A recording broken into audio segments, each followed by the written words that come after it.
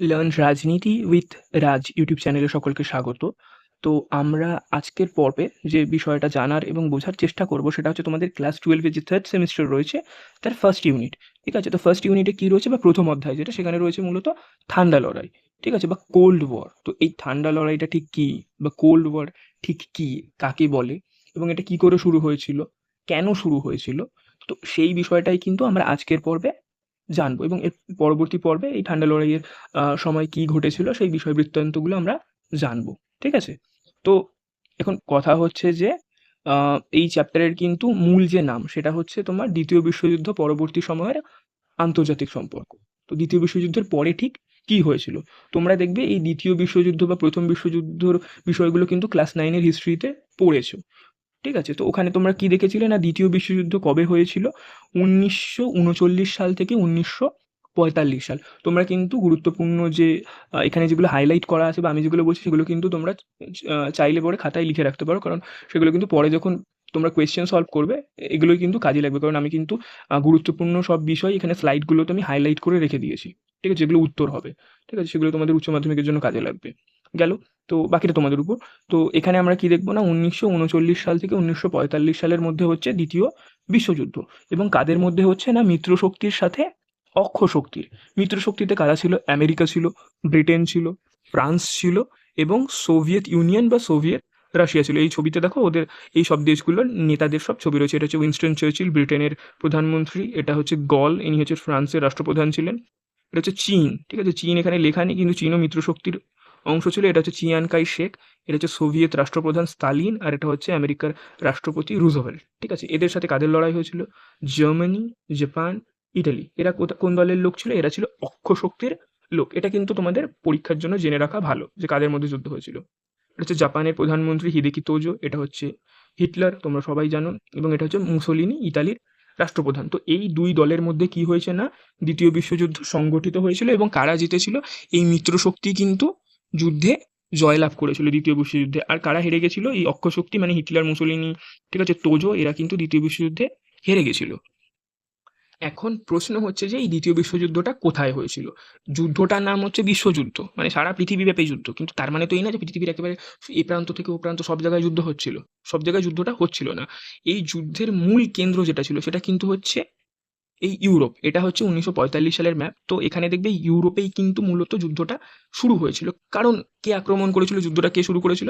Hitler. তো Hitler তো ছিল জার্মানির লোক। এবার হিটলার এই আশেপাশের দেশ ফ্রান্সে আক্রমণ চালায়, পোল্যান্ড এই সব জায়গায় আক্রমণ চালায়, তারপরে রাশিয়ার দিকে আক্রমণ চালায়। তো মূলত যুদ্ধটা হয়েছিল ইউরোপকে কেন্দ্র করে এবং এই ম্যাপের দেখো একদম বাঁ দিকে হচ্ছে জাপান। তো জাপানও কিন্তু এদিকে চীন, তারপরে এখন দেখবে এই যে কম্বোডিয়া, থাইল্যান্ড যে জায়গাগুলো আছে, সিঙ্গাপুর, এখানেও কিন্তু জাপান সেই সময় আক্রমণ চালিয়েছিল। তাই যুদ্ধটা মূলত এই জায়গাগুলোতেই কিন্তু হচ্ছিল বা এই মধ্যপ্রাচ্যের এই জায়গাগুলোতেও কিন্তু যুদ্ধটা হচ্ছিল। ফলে খুব ভালোভাবে দেখবে এটা হচ্ছে আটলান্টিক মহাসাগর আর এটা হচ্ছে প্রশান্ত মহাসাগর। আমেরিকায় কিন্তু যুদ্ধ হচ্ছিল না, আমেরিকার মাটিতে যুদ্ধ হচ্ছিল না। ফলে এই যুদ্ধটা যখন 1945 সালে শেষ হচ্ছে, কি দেখা যাচ্ছে না যুদ্ধের ফলে কিন্তু সবচেয়ে বেশি ক্ষয়ক্ষতি কোথায় হয়েছিল? এই পুরো ইউরোপে কিন্তু সবচেয়ে বেশি ক্ষয়ক্ষতি হয়েছিল, মানে প্রচুর আর্থিক ক্ষয়ক্ষতি হয়েছিল, মানুষজনের প্রাণ চলে যায় ওখানে এবং এই দিকটাতেও কিন্তু এই জাপানের এই দিকটাতেও কিন্তু প্রচুর ক্ষয়ক্ষতি হয়েছিল।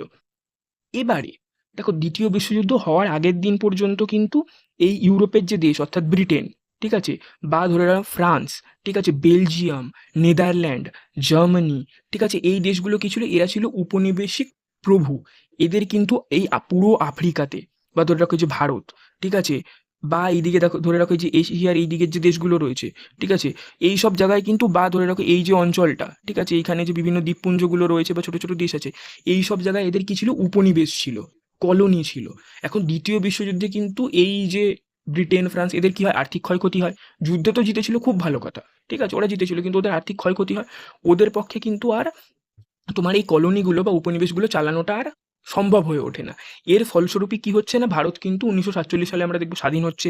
তাই আফ্রিকার দেশগুলো কিন্তু এর পরপরই কিন্তু এক এক করে স্বাধীন হতে শুরু করবে। কারণ এদের যারা শাসন করতো তারা কিন্তু ক্রমেই দুর্বল হয়ে পড়েছিল। ফলে দেখা যায় যে 1945 সালের পরে পৃথিবীতে কিন্তু দুটো মাত্র দেশ সবচেয়ে শক্তিশালী রয়ে যায়। একটা হচ্ছে সোভিয়েত ইউনিয়ন, ঠিক আছে? এই যে দেখতে পাচ্ছ বিরাট বড় সোভিয়েত ইউনিয়ন, ঠিক আছে? ওদের কিন্তু তাও যুদ্ধে ক্ষয়ক্ষতি হয়েছিল, কারণ হিটলার কিন্তু সোভিয়েত রাশিয়া আক্রমণ করেছিল। আর একটা দেশকে শক্তিশালী রয়ে যায় আমেরিকা, ওদের কিন্তু যুদ্ধ আর যাই হোক না কেন আমেরিকার মাটিতে যুদ্ধ হয়নি, ঠিক আছে? এই দুটো দেশ রয়ে যায়, এদের মধ্যেই ঝামেলা বাঁধে, ঠিক আছে? যে কে এবার পৃথিবী শাসন করবে। ঝামেলাটা কেন বাঁধে? কারণ দেখো এই যে বললাম না, ইউরোপে আর কিন্তু কোনো ক্ষমতাশালী দেশ থাকছে না, ইউরোপের ১২টা পাঁচ হয়ে গেছে। এবার এই দুটো দেশের মধ্যে লড়াই লাগলো যে কে ইউরোপ দখল করবে, ইউরোপের উপর এবার কে প্রভাব বিস্তার করবে। ২ নম্বর, এই যে এশিয়াতে যে নতুন নতুন দেশ স্বাধীন হলো, আফ্রিকাতে যে নতুন নতুন দেশ স্বাধীন হলো, এদের উপর এবার কে নতুন করে আবার একটা উপনিবেশিক ব্যবস্থা বা সাম্রাজ্যবাদী ব্যবস্থা কে প্রতিষ্ঠা করতে পারে। এই দুটো, এক হচ্ছে ইউরোপকে দখল করবে, ২ নম্বর কথা হচ্ছে নতুন যে দেশগুলো স্বাধীন হলো এদের উপর কে প্রভাব বিস্তার করবে। এই বিষয়টাকে কেন্দ্র করে কিন্তু এক হচ্ছে সোভিয়েত ইউনিয়ন আর ২ নম্বর হচ্ছে তোমার আমেরিকা, এই দুটো দেশের মধ্যে কিন্তু লাগলো মহা ঝামেলা। এই ঝামেলার বিষয়টাকেই কিন্তু বলা হয় হচ্ছে তোমার ঠান্ডা লড়াই, যেটা হয়েছিল দ্বিতীয় বিশ্বযুদ্ধের পরে, ঠিক আছে? দেখো এখানে সেটাই লেখা আছে যে দ্বিতীয় বিশ্বযুদ্ধের পর এক হচ্ছে America, United states of America, এটা হচ্ছে আমেরিকার নাম ইউএসএ, আর সোভিয়েত রাশিয়া তার নাম কি, এটাকে ছোট কথায় আমরা বলি ইউএসএসআর, মানে হচ্ছে ইউনিয়ন অফ সোভিয়েত সোশ্যালিস্ট রিপাবলিকস, ঠিক আছে? এটা হচ্ছে এর নাম, ঠিক আছে? এই দুটো দেশের মধ্যে লাগলো ঝামেলা যে এক হচ্ছে কে ইউরোপ দখল করবে, ২ নম্বর কথা হচ্ছে কে এই নতুন নতুন যে দেশগুলো স্বাধীন হলো এটাকে দখল করবে। এটাকে কেন্দ্র করে যে ঝামেলাটা বাঁধলো সেটাকেই কিন্তু আমরা কি বলছি, কোল্ড ওয়ার বা ঠান্ডা যুদ্ধ বা শীতল যুদ্ধ, ঠিক আছে? এবং আমরা কিন্তু ফার্স্ট চ্যাপ্টারে এইটাকে নিয়েই, এই ঠান্ডা লড়াই কি কি বিষয় বৃত্তান্ত ওটাই আমরা পড়বো। এবং এখানে দেখতে পাচ্ছ তোমাদের লেখা আছে যে ঠান্ডা লড়াইয়ের যুগ বা ঠান্ডা লড়াইয়ের পর্ব বা কোল্ড ওয়ার এরা, এটা কবে থেকে কবে অবধি চলেছিল, ১৯৪৫ সাল থেকে ১৯৯১ সাল। এটা কিন্তু কোয়েশ্চেন হতেই পারে কবে শুরু হয়েছিল কবে শেষ হয়েছিল। ১৯৪৫ সাল থেকে এটা ১৯৯১ সাল অবধি চলেছিল, এবং পৃথিবীর ইতিহাসে এই সময়টাকে কোল্ড ওয়ার বা ঠান্ডা লড়াইয়ের পর্ব বা যুগ বলেই কিন্তু অভিহিত করা হয় বা বলা হয়, ঠিক আছে? গেল। এখন তাহলে এই স্লাইডটা কিন্তু খুব ইম্পর্টেন্ট। দেখো এখানে লেখা আছে যে, আমি তো প্রথমেই বললাম যে ১৯৪৫ থেকে ৯১ সময়কে ঠান্ডা লড়াইয়ের যুগ বলা হয়। এবার ঠান্ডা লড়াই আমরা কাকে বলবো? দেখো এখানটায় লেখা আছে যে দ্বিতীয় বিশ্বযুদ্ধের পরবর্তী সময় আমেরিকা এবং সোভিয়েত ইউনিয়ন, ঠিক আছে? আমেরিকা এবং সোভিয়েত ইউনিয়নের নেতৃত্বাধীন, ঠিক আছে? ওদের নেতৃত্বে যে জোট ছিল, অর্থাৎ আমেরিকা এবং আমেরিকার বন্ধু দেশ, এবং তার উল্টো দিকে হচ্ছে সোভিয়েত রাশিয়া বা সোভিয়েত ইউনিয়ন এবং সোভিয়েত ইউনিয়নের বন্ধু দেশ। এই দুটো জোটের মধ্যে কি হয়েছিল না, অর্থনৈতিক ক্ষেত্রে, রাজনৈতিক ক্ষেত্রে, সামরিক ক্ষেত্রে এবং মতাদর্শ ক্ষেত্রে কি দেখা দিয়েছিল, লড়াই বা প্রতিযোগিতা দেখা দিয়েছিল।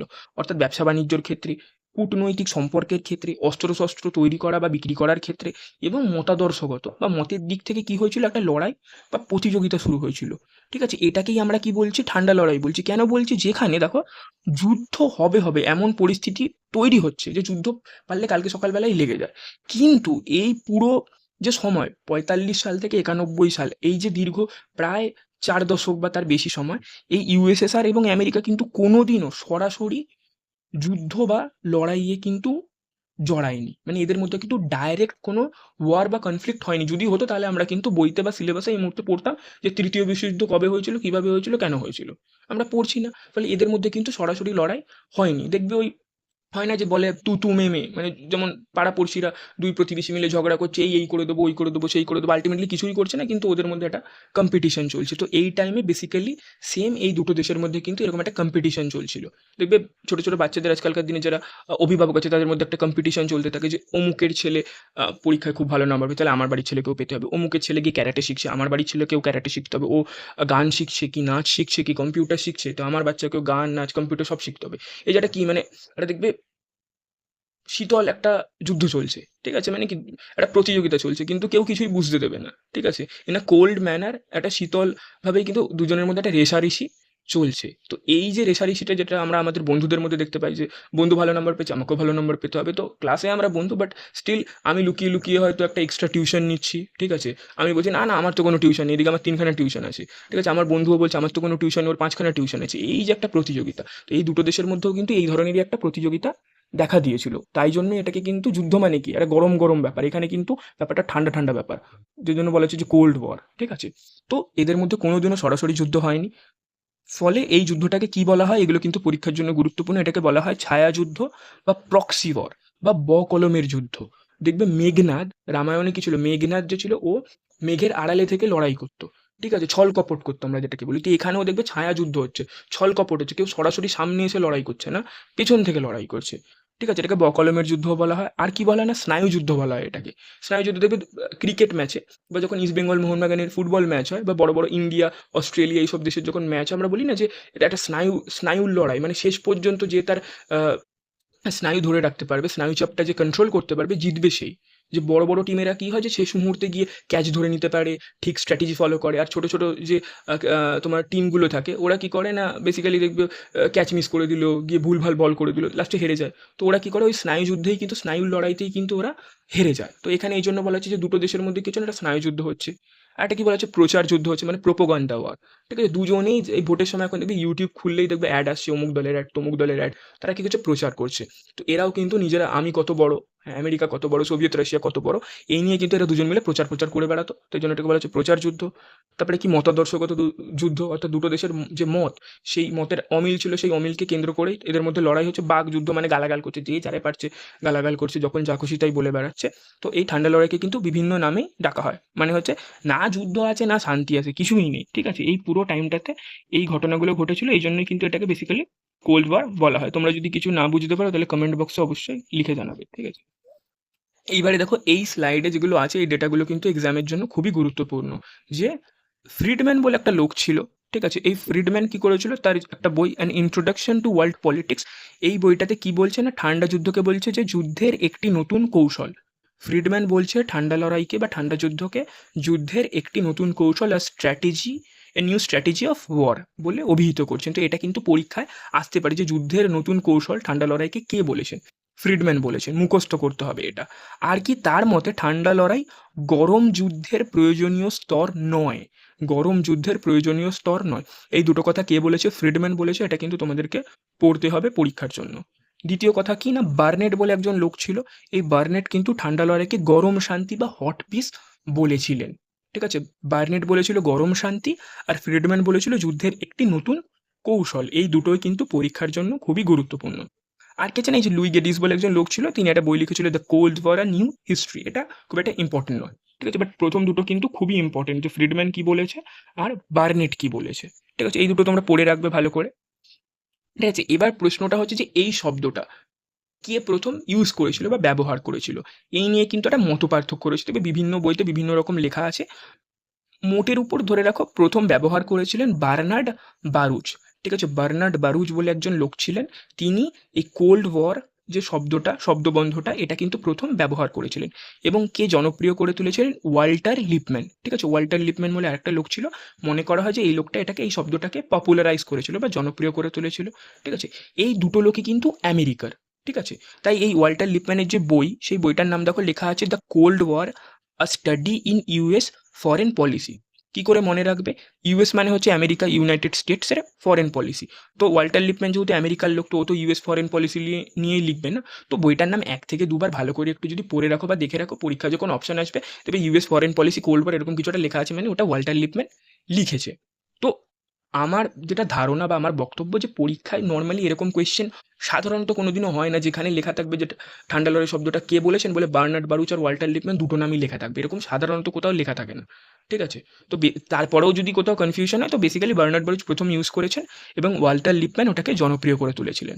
আরও দেখবে এখানে একটা জাস্ট এমনি স্লাইট ইনফরমেশন দেওয়া আছে যে 1955 সালে জেনেভাতে একটি অনুষ্ঠান হয়েছিল বা সম্মেলন হয়েছিল। ওখানে সোভিয়েত ইউনিয়নের সেই সময় 1955 সালে যিনি উপপ্রধানমন্ত্রী ছিলেন, নিকোলাই বুগানিন, ঠিক আছে, এই লোকটা কিন্তু ঠান্ডা লড়াই শব্দটা ব্যবহার করেছিলেন।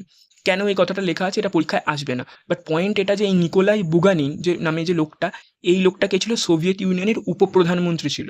তো পরীক্ষায় কিন্তু এমন কোয়েশ্চেন অনেক সময় এসে থাকে, পরীক্ষায় বলো বা তোমরা প্রশ্ন যে বিচিত্রা বা বিভিন্ন বইতে দেখবে এই কোয়েশ্চেনটা থাকে, যে এদের মধ্যে কে সোভিয়েত নেতা নন বলে 4 জনের নাম দিয়ে দিল। এবং তুমি যদি নামই না জানো তাহলে কি করে বলবে না? তাই জন্য আমি এই নামটা বলে রাখলাম যে নিকোলাই বুগানিন বলে একটা লোক ছিল। উনি কোল্ড ওয়ার শব্দটা 1955 সালে ব্যবহার করেছিলেন। ইনি সোভিয়েত উপপ্রধানমন্ত্রী ছিলেন। ঠিক আছে? তো নিকোলাই বুগানিন নামটা একটু মনে রাখবার চেষ্টা করবে। বাট এটা অতটাও গুরুত্বপূর্ণ নয়। এখন একটা প্রশ্ন থেকে যায় যে বিষয়টা কি এমন যে 1945 সালে দ্বিতীয় বিশ্বযুদ্ধ শেষ হলো, আর দ্বিতীয় বিশ্বযুদ্ধ শেষ হওয়ার পরই পৃথিবীতে দুটো শক্তিশালী দেশ রয়ে গেল, একটা হচ্ছে আমেরিকা আর একটা হচ্ছে সোভিয়েত ইউনিয়ন বা রাশিয়া। তো ওদের মধ্যে ঝামেলা লেগে গেল কি না, কে পৃথিবী দখল করবে, কে ইউরোপ দখল করবে, কে এশিয়া দখল করবে, ঠিক আছে, কে আফ্রিকা দখল করবে, ঠিক আছে, মানে কে কত ক্ষমতাশালী, মানে দাদা কে হবে, পৃথিবীর দাদা কে হবে, এই নিয়ে ঝামেলা বেঁধে গেল। ব্যাপারটা কি এরকম? ব্যাপারটা মোটেও এরকম না, ঠিক আছে। বর্তমান যে স্লাইডে আমি যে কথাগুলো বলছি এগুলো এক্সামে ডাইরেক্টলি আসবে না, ঠিক আছে, বাট তোমাদেরকে তো জানতে হবে না, বা আমাকেও এই কথাটা বলতে হবে যে কেন ঝামেলা বাঁধলো, ঠিক আছে। বইতেও দেখবো অল্প বিস্তর লেখা আছে এক একটা বইতে। ঘটনাটা হচ্ছে যে 1945 সালে এই ঠান্ডা লড়াইয়ের সূচনা আসলে কিন্তু হয়নি, এর গল্পটা আরো পেছনে, ঠিক আছে, ঘটেছিল কিনা যখন প্রথম বিশ্বযুদ্ধ হচ্ছিল। প্রথম বিশ্বযুদ্ধ কবে হয়েছিল না, 1914 সাল থেকে 1918 সাল অবধি হয়েছিল প্রথম বিশ্বযুদ্ধ, ঠিক আছে। এই প্রথম বিশ্বযুদ্ধ চলাকালীন রাশিয়াতে কি হয়েছিল, 1917 সালে রুশ বিপ্লব হয়েছিল। এই ব্যাপারটা কিন্তু জেনে রাখো as a student of political science, তোমরা যারা পলিটিক্যাল সায়েন্স করছো তাদের জন্য কিন্তু এই যে গল্পটা, যে কেন সোভিয়েত রাশিয়ার সাথে আমেরিকার এই ঝামেলা, যেটা বর্তমানকালেও কিন্তু বিদ্যমান বিভিন্ন কারণে, তার কিন্তু একটা কারণ রয়েছে, যেটা হচ্ছে মতাদর্শগত, ঠিক আছে। এর আগে আমরা বারবার একটা কথা ইউজ করেছিলাম মতাদর্শ। তো মতাদর্শটা কি না, এদের মধ্যে মতাদর্শগত বিভেদটা কোথায় সেটা আমাদেরকে জানতে হবে। 1917 সালে হয়েছিল রুশ বিপ্লব, বা রাশিয়াতে একটা বিপ্লব হয়েছিল। বিপ্লবের ফলে কি হয়েছিল, রাশিয়াতে যে রাজা ছিল তাকে কি বলা হতো, জার, ঠিক আছে, তোমরা বইতে পড়েছো। তো জার ছিল কে, নিকোলাস।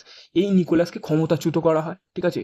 শ্রমিক মজদুর যারা ছিল তারা এই বলসেভিক পার্টি, বা যেটাকে আমরা বলি কমিউনিস্ট পার্টি, এই কমিউনিস্ট পার্টি বা বলসেভিক পার্টি জারকে ক্ষমতাচ্যুত করে, করে কি করে, রাশিয়াতে সমাজতান্ত্রিক ব্যবস্থা বা সোশ্যালিস্ট যে সিস্টেম, ঠিক আছে, অফ গভর্নমেন্ট, ঠিক আছে, একটা সমাজতান্ত্রিক সরকার বা ব্যবস্থা সেখানে প্রতিষ্ঠা করে। অর্থাৎ রাশিয়ায় যে সাম্রাজ্য ছিল, এম্পায়ার ছিল, বা রাজা ছিল জার, সেই ব্যবস্থা কিন্তু বিলুপ্ত হয়ে গেল 1917 সালে। কারা করেছিল, এই বলসেভিক দলে কারা ছিল, এই ছবিতে দেখছো লেনিন, ঠিক আছে, লেনিন ছিল বলসেভিক দলের অন্যতম প্রতিষ্ঠাতা নেতা, ঠিক আছে, এবং তার বন্ধু ছিল ট্রটস্কি। এরাই কিন্তু মূলত বড় বড় নেতা ছিল এই বলসেভিক দলে, যারাই কিন্তু এই বিপ্লব করেছিল। দেখো এখানে লেনিন বক্তব্য রাখছেন, এবং এই লেনিন কিন্তু সেই লেনিন যার নামে দেখবে কলকাতায় লেনিন সরণি রয়েছে, বা আমাদের এখানে কমিউনিস্ট পার্টির যে পার্টি অফিস বা বিভিন্ন জায়গায় দেখবে এই লোকটা ছবি রয়েছে। তো ঠিক আছে, এই লোকটা হচ্ছে সেই লেনিন, ঠিক আছে, লেনিন না, ঠিক আছে, এরা এরা মিলে বিপ্লব টিপ্লব করেছিল, ঠিক আছে। এখন আমরা এই বিপ্লবটা কেন পড়ছি না, এই বিপ্লবটা ঘটার কয়েক বছর পর 1922 সালে আমরা কি দেখলাম, রাশিয়াতে বিপ্লব হয়েছিল, ঠিক আছে, ওটা ছিল রাশিয়া। তারপরে কি হচ্ছে, 1922 সালে এই যে রাশিয়ায় যে সমাজতান্ত্রিক ব্যবস্থা প্রতিষ্ঠিত হলো, সেটা কিন্তু পরবর্তীকালে রাশিয়া দেখা দেখি, বা রাশিয়া কিন্তু তার পাশের কয়েকটা দেশও এটা প্রতিষ্ঠা করেছিল, ঠিক আছে, বা সেই দেশগুলোর লোকেরা বিপ্লব করে প্রতিষ্ঠা করেছিল, বা রাশিয়া সেখানে আক্রমণ ঠাক্রমণ করে দখল ফকল করে নিয়েছিল, এরকম বিভিন্ন ঘটনা হয়েছে, ঠিক আছে। বাদ দাও, মুদ্রা কথা 1922 সালে সোভিয়েত ইউনিয়ন, এই যে আমরা বললাম না আমেরিকা এবং রাশিয়ার মধ্যে কিন্তু আমরা বলিনি যে কোল্ড ওয়ার হয়েছিল, আমরা বলেছি আমেরিকা এবং সোভিয়েত ইউনিয়ন বা সোভিয়েত রাশিয়ার মধ্যে কোল্ড ওয়ার হয়েছিল। তো আজকের দিনে কিন্তু সোভিয়েত ইউনিয়ন বলে কোনো দেশ পৃথিবীতে নেই, ঠিক আছে, কেন নিয়ে আমরা পরে জানতে পারবো। 1922 সালে এই সোভিয়েত ইউনিয়নের জন্ম হচ্ছে, ঠিক আছে। এবং সোভিয়েত ইউনিয়ন মানে কি, সোভিয়েত ইউনিয়ন মানে কিন্তু রাশিয়া না। এখানে দেখো এই লাল কালারের দেশটা রাশিয়া, এটাকে বাদ দিয়েও সোভিয়েত ইউনিয়নে আরও 14খানা দেশ ছিল, সেগুলো কারা কারা দেখো এখানে লেখা আছে, তোমরা পড়তে পারবে। রাশিয়া, এস্তোনিয়া, ল্যাটভিয়া, লুথনিয়া, ঠিক আছে। আজকের দিনে এই দেশগুলোর নাম আমি বলছি, আজকের দিনে যেগুলো নাম, বেলারুশ, ইউক্রেন, এই যে ইউক্রেনের সাথে রাশিয়া যে সেই Ukraine, Moldova, Georgia, Armenia, Azerbaijan, Kazakhstan, Uzbekistan, Turkmenistan, Kyrgyzstan, Tajikistan, এরকম 15খানা দেশ নিয়ে কিন্তু সোভিয়েত ইউনিয়ন নামের একখানা দেশ গড়ে উঠেছিল। এই 15খানা দেশ নিয়ে সোভিয়েত ইউনিয়ন ছিল। সোভিয়েত ইউনিয়ন মানে কিন্তু রাশিয়া নয়। তার সাথে সাথে এই বাকি 14খানা দেশও কিন্তু, ইউক্রেনও কিন্তু তখনকার দিনে, যে তাজিকিস্তান, কাজাকিস্তান, এগুলোও কিন্তু সোভিয়েত ইউনিয়নেরই একখানা অংশ ছিল, ঠিক আছে, রাজ্যের মতন বলতে পারো, বা রিপাবলিক বলতে পারো। দেখবে এখানে লেখা আছে union of Soviet socialist Republic, অর্থাৎ অনেকগুলো রিপাবলিককে নিয়ে গড়ে ওঠা একটা ইউনিয়ন। তো সোভিয়েত ইউনিয়ন 1922 সালে প্রতিষ্ঠিত হয়েছিল, খুব ভালো কথা। এবার ঝামেলাটা কোথায় না, ঝামেলাটা হচ্ছে যে আমেরিকা, ব্রিটেন বা ফ্রান্স, এই দেশগুলোতে যে মতাদর্শটা ছিল বা যে ব্যবস্থাটা ছিল, সেটা কি ছিল না, এক দেখো এখানে লেখা আছে ধনতান্ত্রিক বা পুঁজিবাদী ব্যবস্থা, মানে যেটাকে বলে ক্যাপিটালিজম। আমেরিকা, ফ্রান্স, ব্রিটেন এখানে কি ছিল শুরু থেকে, ঠিক আছে, মানে ওই যখন প্রথম বিশ্বযুদ্ধ বা তার আগের 50 বছর, সেই সময় কি ছিল না, আমেরিকা, ব্রিটেন, ফ্রান্সে ছিল ধনতান্ত্রিক বা পুঁজিবাদী ব্যবস্থা, যেটাকে বলা হয় ক্যাপিটালিজম।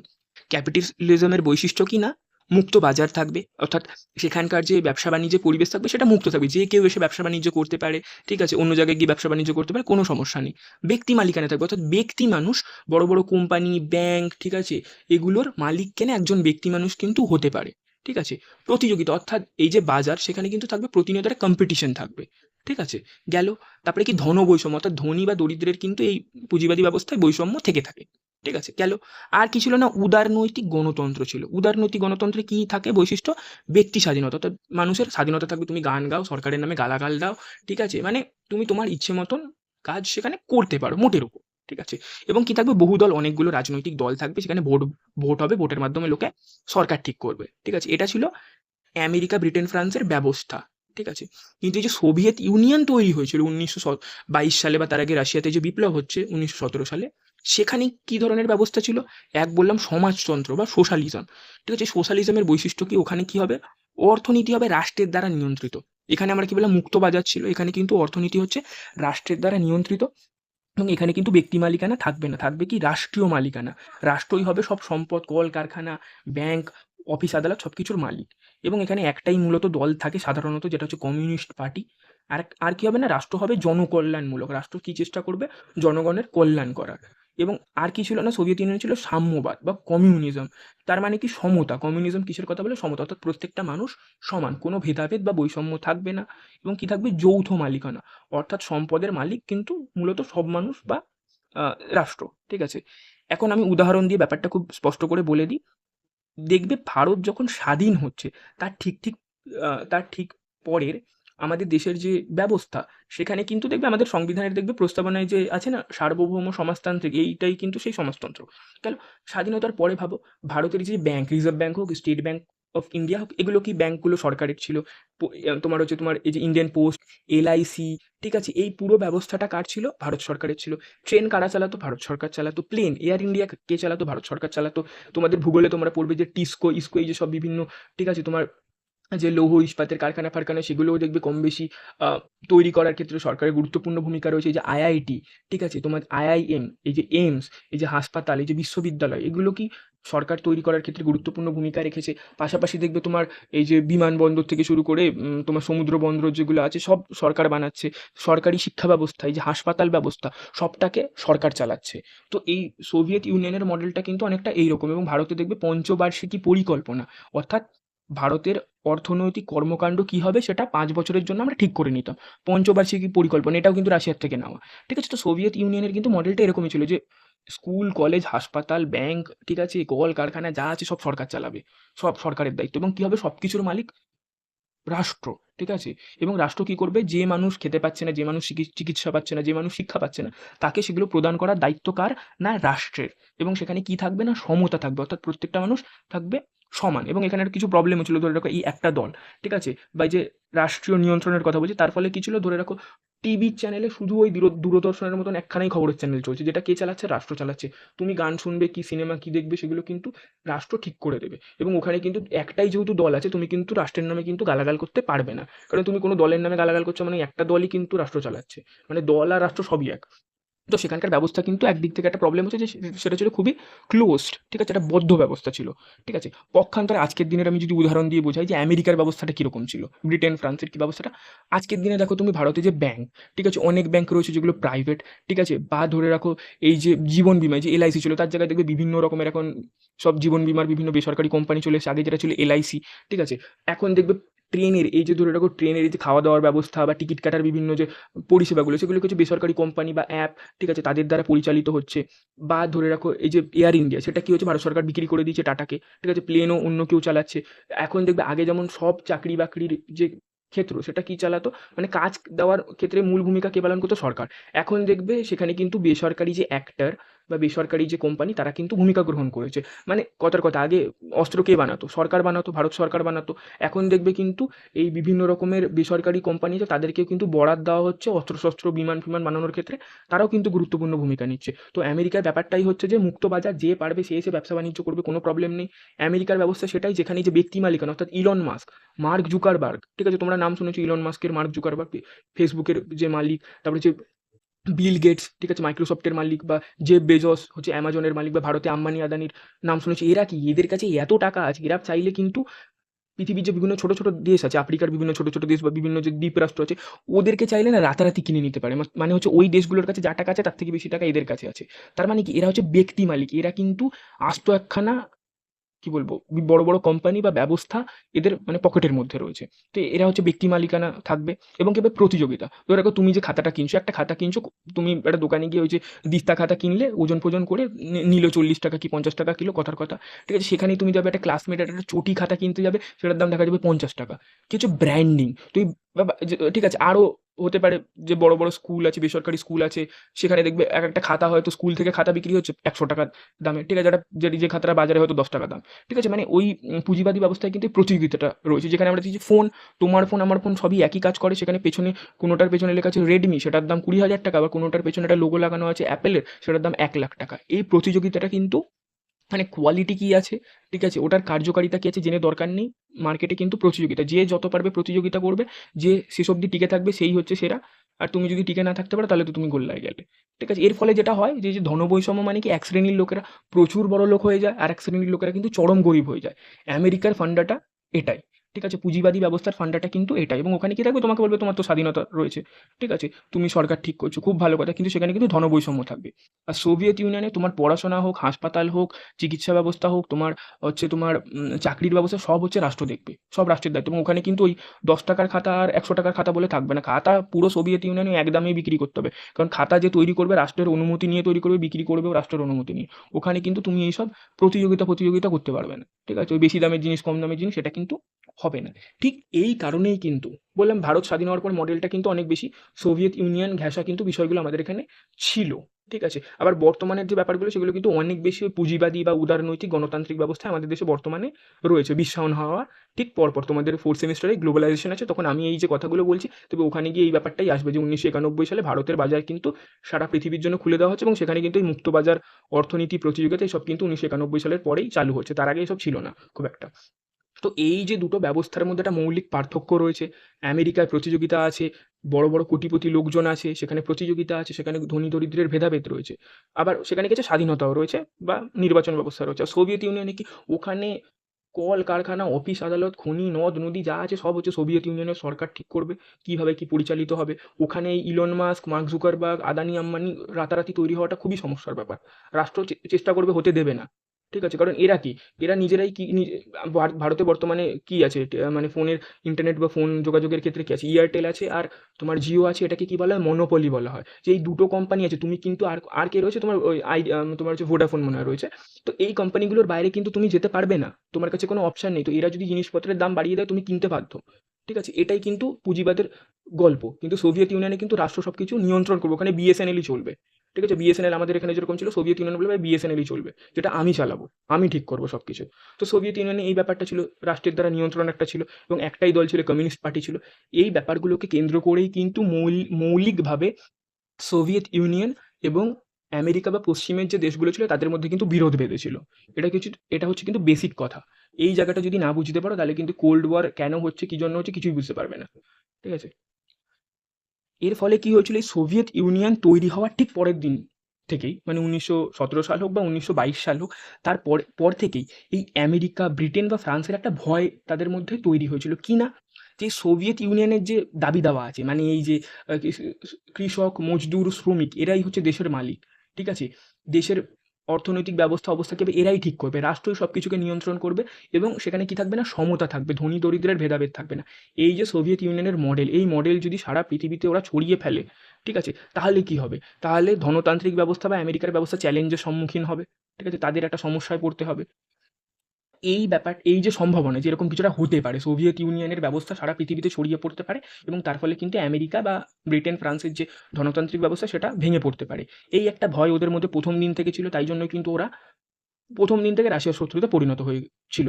1917 সালে রুশ বিপ্লবের ঠিক পরপরই কিন্তু এরা রাশিয়াতে যে ওখানে কিন্তু এই যে কমিউনিস্ট সরকার যে ছিল বা বলসেভিক পার্টি, ওদেরকে কিন্তু সরিয়ে ফেলার জন্য চেষ্টা করেছিল, ঠিক আছে, গেল। এইখানে একটা জিনিস তোমাদের ইতিহাস পড়ার সময় মনে রাখতে হবে, যে আমরা এই যে লোকটা হিটলার, ঠিক আছে, হিটলারকে না ভিলেন একজন, ঠিক আছে, এ পুরো দ্বিতীয় বিশ্বযুদ্ধের মূল কাণ্ডারি। ব্যাপারটা কিন্তু গল্পটা এতটা ইজি নয়। হিটলার ছিল চরম কমিউনিস্ট বিরোধী, মানে হিটলারও কিন্তু আমেরিকানদের মতনই সোভিয়েত ইউনিয়নকে কোনোভাবেই পছন্দ করতো না, কমিউনিস্ট বলসেবিক দলকে পছন্দ করতো না। তাই জন্য কি করেছিল ব্রিটেন ফ্রান্স কিন্তু এই হিটলারের যে উত্থান, হিটলার তো ভোরবেলায় উঠলো ঘুম থেকে আর দুপুরবেলায় হিটলার ডিক্টেটর হয়ে গেল বা একনায়ক হয়ে গেল জার্মানির, আর বিকেলবেলায় সারা পৃথিবী দখল করে নিল। গল্পটা তো এরকম না, হিটলারও কিন্তু গ্রাউন্ড লেভেল, হিটলার কেউ না, ঠিক আছে, হিটলার কেউ না, কোনো বড় বাপের ছেলে নয় যে ও ও জার্মানিতে ছিল বহুত বড় নেতা হয়ে গেছে। ও কিন্তু গ্রাউন্ড লেভেল থেকে, ও প্রথম বিশ্বযুদ্ধে একজন সৈনিক ছিল, সেখান থেকে কিন্তু জার্মানির ও রাষ্ট্রপ্রধান হয়েছিল। তো এই হিটলারের যখন উত্থান হচ্ছে, হিটলার যখন এই যে নাৎসি যে দল এটা গড়ে তুলছে বা জার্মানিতে যখন ক্ষমতায় আসছে, তখন কিন্তু ব্রিটেন ফ্রান্স কিন্তু হিটলারের প্রতি তোষণ নীতি গ্রহণ করেছিল, যে যা পারছে করুক গে। ওরা কি ভেবেছিল যে হিটলারকে দিয়েই আমরা সোভিয়েত ইউনিয়নের পতন ঘটাবো এবং তারপরে কি করবো না, ও হিটলারকে হটিয়ে দেবো। ও হিটলার কে, ঠিক আছে, ওদের কিন্তু স্ট্র্যাটেজি এটা ছিল, ঠিক আছে। এই জন্য কিন্তু হিটলার হিটলার হয়ে উঠেছিল, কারণ হিটলারকে হিটলার হয়ে উঠতে দেওয়া হয়েছিল। দাবি কি ছিল, যে হিটলার ক্ষমতাশালী হয়ে গিয়ে সোভিয়েত ইউনিয়নকে পরাস্ত করে দেবে। কিন্তু যদিও পরে গল্পটা গেছিলো, ওটা ব্যাকফায়ার করে গেছিলো, হিটলার নিজেই গিয়ে তারপরে ব্রিটেন ফ্রান্স আক্রমণ করে দিয়েছে। তো এর ফলে কী হয়েছিল, এই হিটলারকে যে ব্রিটেন ফ্রান্স সাপোর্ট করেছিল, এর ফলে কিন্তু সোভিয়েত ইউনিয়ন এবং পশ্চিমের দেশগুলোর মধ্যে কিন্তু শুরু থেকেই কী হয়েছিল না, একটা অবিশ্বাস, মতবিরোধ এবং একটা দ্বন্দ্ব কিন্তু ওই প্রথম বিশ্বযুদ্ধের পর থেকেই, সোভিয়েত ইউনিয়নের জন্মের পরের দিন থেকেই কিন্তু ওদের মধ্যে একটা অবিশ্বাস ছিল। ওরা কেউ কাউকে ভরসা করতো না, তাদের মধ্যে কিন্তু একটা দ্বন্দ্ব ছিল, ঠিক আছে। এটাই কিন্তু কোল্ড ওয়ারের কারণ। 45 সালের পরে কোল্ড ওয়ার শুরু হয়েছে না, 45 সালের আগেই কোল্ড ওয়ার শুরু হয়ে গেছিলো, ঠিক আছে। শুধুমাত্র দ্বিতীয় বিশ্বযুদ্ধ চলাকালীন যেহেতু হিটলার, এই হিটলার কি করেছিল, সোভিয়েত ইউনিয়নেও আক্রমণ করেছিল, এই হিটলার ফ্রান্স ব্রিটেনেও আক্রমণ করেছিল। ঠিক এই কারণে হিটলার মুসোলিনি বা জাপানকে পরাস্ত করার জন্যই কিন্তু ব্রিটেন ফ্রান্স আমেরিকা যারা ছিল পুঁজিবাদী বা ধনতান্ত্রিক, এবং সোভিয়েত ইউনিয়ন যে ছিল কিনা সমাজতান্ত্রিক এবং সাম্যবাদী, তারা এই কিন্তু একজোটে বা মিত্রশক্তির অংশ হয়ে হিটলার, মুসোলিনি এবং ওই তোর তোজো যে আছে তার বিরুদ্ধে কিন্তু লড়াই করেছিল, শুধুমাত্র দ্বিতীয় বিশ্বযুদ্ধের কারণে, ঠিক আছে। এত এই হচ্ছে মূল গল্প। এখানে একটা তোমাদের জাস্ট জানার জন্য বলে রাখি, এই যে আমি যখন বললাম না যে এই যে সোভিয়েত ইউনিয়ন এর সমাজতন্ত্র সারা পৃথিবীতে ছড়িয়ে পড়তে পারে, এই ভয়েই কিন্তু আমেরিকা ফ্রান্স ব্রিটেন এর বিরোধিতা করেছিল। এখন ওদের ভাবনাটা কিন্তু ভুল ছিল না। কেন ভুল ছিল না, কারণ এই সোভিয়েত ইউনিয়নকে দেখেই কিন্তু পরবর্তীকালে ধরে রাখো চীনে কমিউনিস্ট সরকার প্রতিষ্ঠিত হয়েছিল, উত্তর কোরিয়া যে কিম জং উনের যে ঠাকুরদা, সে কিন্তু ওখানে কমিউনিস্ট সরকার প্রতিষ্ঠা করছে। তোমরা নাম শুনবে হয়তো অনেক সময়, হো চি মিন ভিয়েতনামের নেতা, সেই ভিয়েতনামে কিন্তু কমিউনিস্ট সরকার প্রতিষ্ঠিত হচ্ছে। কিউবা, কিউবা বলে একটা দেশ আছে আমেরিকার ঠিক নিচে, ওখানেও কিন্তু কমিউনিস্ট সরকার প্রতিষ্ঠিত হয়েছিল। কাকে দেখে না, সোভিয়েত ইউনিয়নকে দেখে। তাই আমেরিকা ফ্রান্স ব্রিটেনের এই ভয় পাওয়াটা কিন্তু একেবারেই কাম্য ছিল এবং ঠিকঠাক ছিল। আরও বলে রাখি, এইখানে যে ফ্ল্যাগটা দেখতে পাচ্ছ না, এটা কিসের ফ্ল্যাগ না, সিপিআই এর ফ্ল্যাগ, মানে হচ্ছে কমিউনিস্ট পার্টি অফ ইন্ডিয়া। আমাদের এখানে যে সিপিএম দল আছে, এই যে এবারে ভোট হচ্ছে, ভোটে দাঁড়িয়েছে সিপিআই, ঠিক আছে, দুটো আছে, একটা হচ্ছে সিপিআই, একটা হচ্ছে সিপিআইএম, ঠিক আছে, দুটোই এক মোটের উপরে, ঠিক আছে। ওটা ভাগাভাগি হয়ে গেছিল দলটা পরবর্তীকালে। তো এই যে কমিউনিস্ট পার্টি অফ ইন্ডিয়া, ভারতীয় কমিউনিস্ট যে পার্টি আছে, এই দলটা 1920 সালে তাসখান্তে প্রথম তৈরি হয়েছিল ভারতের বাইরে, বা আরও অনেক ছোটো ছোটো অনেক দল তৈরি হয়েছিল ওই সময়। ফাইনালি অফিসিয়ালি ভারতে কমিউনিস্ট পার্টি অফ ইন্ডিয়া তৈরি হচ্ছে 1925 সালে। সোভিয়েত ইউনিয়ন তৈরি হয়েছিল 1922 সালে। 1925 সালেই কিন্তু কমিউনিস্ট পার্টি অফ ইন্ডিয়া ভারতে তৈরি হয়েছিল, এবং এই দল কিন্তু বর্তমানে কেরালায় ক্ষমতায় আছে। মানে যে কমিউনিস্ট বিভিন্ন দল আছে, কমিউনিস্ট সিপিআইএম, সিপিআই, বিভিন্ন যে আরও দল আছে, এই যে বামপন্থী দল, এরা তোমার হচ্ছে কেরালায় ক্ষমতায় আছে। পশ্চিমবঙ্গে এরাই কিন্তু 34 বছর ক্ষমতায় ছিল। ত্রিপুরাতে এরা ক্ষমতায় ছিল, ঠিক আছে। তো ভালো করে ভেবে দেখো যে ওদেরকে দেখেই কিন্তু পৃথিবীর বিভিন্ন প্রান্তে কমিউনিস্ট পার্টি বা এই যে কমিউনিস্ট যে দল, সেই দল কিন্তু তৈরি হয়েছিল। তাই আমেরিকার ভয় পাওয়াটা কিন্তু কোনোভাবেই ভুল ছিল না, কারণ লোকে কিন্তু ওই শ্রমিক মজদুরের যে পার্টি, এই যে কাস্তে হাতুড়ির এই যে পার্টি, ঠিক আছে, কাস্তে হচ্ছে কৃষকের প্রতীক, ঠিক আছে, এবং হাতুড়ি হচ্ছে শ্রমিকের প্রতীক বা মজদুরের প্রতীক। এই যে ভাবনা, সাধারণ খেটে খাওয়া মানুষ দেশের শাসক হবে, এবং দেশে কি থাকবে না, সমতা থাকবে, এবং সরকার জনকল্যাণমূলক দায়িত্ব গ্রহণ করবে, এই ভাবনার দ্বারা প্রভাবিত হয়েই কিন্তু এই পুঁজিবাদ বিরোধী যে ব্যবস্থার প্রতি মানুষের যে আকাঙ্ক্ষা, সেটা কিন্তু সারা পৃথিবীতে প্রচারিত হয়েছিল। মানুষের স্বপ্ন দেখেছিল এবং এই দল তৈরি করেছিল এবং লোকে আন্দোলন করেছে, মুদ্রা কথা, ঠিক আছে। তো তারপরে আমরা কি দেখবো, তারপরে আমরা দেখবো যে দ্বিতীয় বিশ্বযুদ্ধ হচ্ছে, এবং দ্বিতীয় বিশ্বযুদ্ধের পরে ঠান্ডা লড়াই শুরু হচ্ছে। তো কি করে শুরু হচ্ছে, দেখো, সেই শুরু হওয়ার ক্ষেত্রে কিছু কিছু মানুষ ভূমিকা পালন করেছিল নিশ্চয়ই। তো তাদের মধ্যে একজন হচ্ছে চার্চিল, ঠিক আছে। চার্চিল কে ছিল না, চার্চিল ছিল দ্বিতীয় বিশ্বযুদ্ধের সময় ইংল্যান্ডের বা ব্রিটেন যে দেশ আছে, সে ব্রিটেনের কিন্তু প্রধানমন্ত্রী ছিল উইনস্টন চার্চিল। এই ছবিতে দেখতে পাচ্ছ, এই লোকটা হচ্ছে উইনস্টন চার্চিল, এই লোকটা হচ্ছে রুজভেল্ট আমেরিকার রাষ্ট্রপতি, এবং স্টালিন এ হচ্ছে সোভিয়েত ইউনিয়নের রাষ্ট্রপ্রধান। দ্বিতীয় বিশ্বযুদ্ধ চলাকালীন এই ছবিটা তোলা হয়েছিল, তাই এই তিনটে লোক এক ছবিতে রয়েছে। বাট দ্বিতীয় বিশ্বযুদ্ধের পরে কিন্তু এই দুটো লোক হচ্ছে এক দলের লোক, আর এই লোকটা হচ্ছে আরেক দলের লোক। ঠিক আছে, এদের মধ্যে ঝামেলা লেগেছিল। তো এই উইনস্টন চার্চিল 1946 সালে ফুলটন নামক একটা স্থানে একটা বক্তৃতা দিয়েছিল, যেটার নাম হচ্ছে ফুলটন বক্তৃতা। ফুলটন বক্তৃতা কে দিয়েছে? উইনস্টন চার্চিল দিয়েছে। ওই বক্তৃতায়ও কি বলেছে না, যে ইউরোপের পূর্ব দিকে একটা লৌহ জবনিকা বা একটা আয়রন কার্টেন তৈরি হয়েছে। আয়রন কার্টেন, কার্টেন মানে হচ্ছে পর্দা। তো লোহার একটা পর্দা বা জবনিকা তৈরি হয়েছে। এটিকে এই যে ভাষণটা দিয়েছিল, এই ভাষণটাকে বলা হয় ঠান্ডা লড়াইয়ের প্রারম্ভিক ঘোষণা। পরীক্ষার জন্য কিন্তু চার্চিল বলেছিল ফুলটন বক্তৃতা, লৌহ জবনিকার কথা। ঠিক আছে, এই তিনটে কথা লিখে রাখো, মনে রাখো, পরীক্ষায় এটা আসতে পারে বা আসবে। ঠিক আছে, তো চার্চিল কি বলতে চেয়েছিল? ম্যাপে এখানে দেখো, এটা হচ্ছে সোভিয়েত ইউনিয়ন। ঠিক আছে, অনেকগুলো দেশের একটা ইউনিয়ন। এই সোভিয়েত ইউনিয়ন কিন্তু দ্বিতীয় বিশ্বযুদ্ধের পরপরই, এখানে দেখো এই পোল্যান্ড, এটা কিন্তু সোভিয়েত ইউনিয়ন নয়। পোল্যান্ডে কি করেছে? পোল্যান্ড, পূর্ব Germany, Czechoslovakia, Hungary, Romania, Bulgaria, এই দেশগুলোতেও কিন্তু লালে লাল করে দিয়েছে। ঠিক আছে, লাল মানে হচ্ছে কমিউনিস্ট সরকার বা কমিউনিস্ট ব্যবস্থা প্রতিষ্ঠা করে ফেলেছে। ঠিক আছে, আর এই বাকি যে সবুজ দেশগুলো দেখছো, এগুলো হচ্ছে পুঁজিবাদী, তোমার হচ্ছে পুঁজিবাদী বা উদারনৈতিক গণতান্ত্রিক দেশ, মানে আমেরিকাপন্থী দেশ এরা। তো এদের তো ভয় পাওয়াটা স্বাভাবিক, যে এরপরে কার পালা? এরপরে হচ্ছে এই যে ফ্রান্স, ইটালি, তুরস্ক, গ্রিস, ঠিক আছে, স্পেন, ব্রিটেন, এরপরে তো এদেরই পালা। এরপরে কি হবে? যে ইউরোপ, সারা ইউরোপ ওরা লালে লাল করে দেবে। ঠিক আছে, এটা খুব স্বাভাবিক। ফলে কি হয়েছিল? ওরা ভয় পেতে শুরু করে। ঠিক আছে, ওই জন্যই কিন্তু উইনস্টন চার্চিল বলছে যে ইউরোপের ঠিক পূর্ব দিকে একটা লৌহ জবনিকা তৈরি হয়েছে। এই যে ইউরোপের এই প্রান্ত থেকে, যেখান থেকে এই লালটা শুরু হচ্ছে, এর ওই পারে ঠিক কি হচ্ছে, এই লোহার পর্দার ঠিক ওই পারে সোভিয়েত রাশিয়া এই পুরো এলাকাতে ঠিক কি করছে কেউ জানে না। ঠিক আছে, তাহলে আমাদেরকে কি করতে হবে? এর প্রতিরোধ গড়ে তুলতে হবে। যদি আমরা না করতে পারি, তাহলে কিন্তু আমাদের অবসান নিশ্চিত। পুরো ইউরোপ লালে লাল কমিউনিস্ট পার্টিতে ছেয়ে যাবে। কারণ Britain, France, Spain, Portugal, Italy, সব জায়গায় শ্রমিক রয়েছে, কৃষক রয়েছে, তারাও ভাই এদের দ্বারা ইনফ্লুয়েন্সড হবে।